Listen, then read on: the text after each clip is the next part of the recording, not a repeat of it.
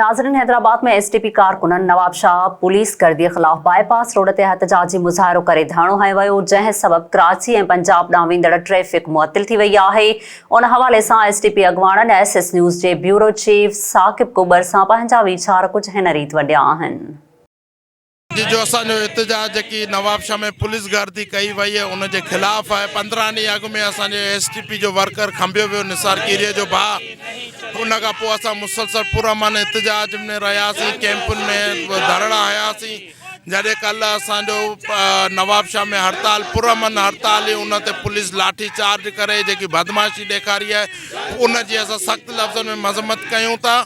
छो त हर वर्कर हर क़ौमी कारकुन जो इहो हक़ है पंहिंजी ज़्यादतियुनि जे ख़िलाफ़ मुज़ाहिरो करणु, इहो आइनी हक़ है माण्हुनि खे त पंहिंजे हक़नि जे लाइ रोडनि ते निकिरी। डॉक्टर कादिर मक्सी साहब नवाब शाह में पुरअमन हड़ताल जो कॉल ॾिनो। सॼो नवाब शाह बग़ैर कंहिं पत्थर हणण जे बंदि थियो त उतां जी बदमस्त पुलिस इंतज़ामिया पुरअमन कारकुननि खे गिरफ़्तार करे उन्हनि ते 5 दहशतगर्दी जी एफआईआर दाख़िल कई ऐं निसार कीरीअ जे घर ते का करे चादर ऐं चार दीवारी जो तक़दस पामाल करे उन जी अमड़ समेत घर जे मुख़्तलिफ़ औरतुनि खे गिरफ़्तार करियो। जंहिंखां पोइ डॉक्टर कादिर मक्सी साहब ही ऐलान कयो आहे त सॼी सिंध मां जितां जितां हाईवे गुज़रनि था असां उहे हाईवे ब्लॉक कंदासीं ऐं नवाब शाह जी ना इल्तिज़ामिया खे जेसिताईं न हटाईंदा ऐं एफआईआरूं ख़त्म न कंदा तेसिताईं धरणो जारी रहंदो। सभिनी जन दोस्तनि ते केस दाख़िल कया विया आहिनि, केस वापसि वरिता वञनि।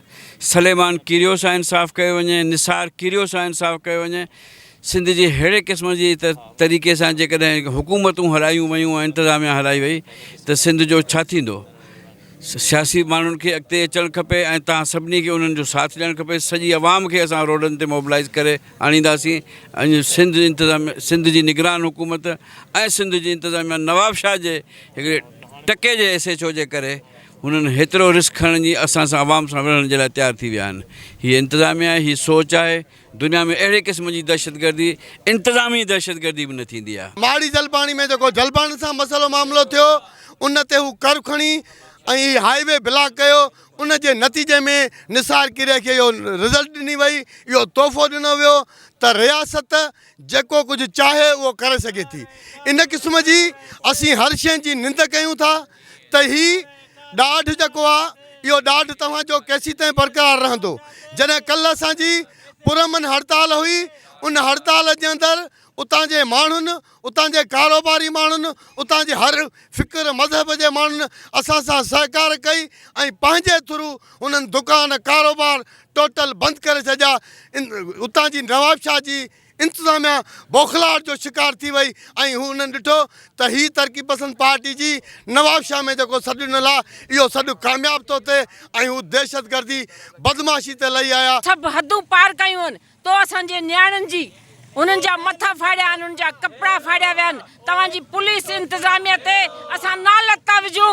असां सिंधी माण्हू मरी बि वेंदासीं पंहिंजे नंगनि जे ख़ातिर ऐं पंजनि खे मारे बि छॾींदासीं। तो में एतिरी हिमत आहे, तो में एतिरी जुरत आहे, तूं अची असांजे मुंहं सां ॻाल्हाए, तोखे टुकड़ा टुकड़ा था करियूं।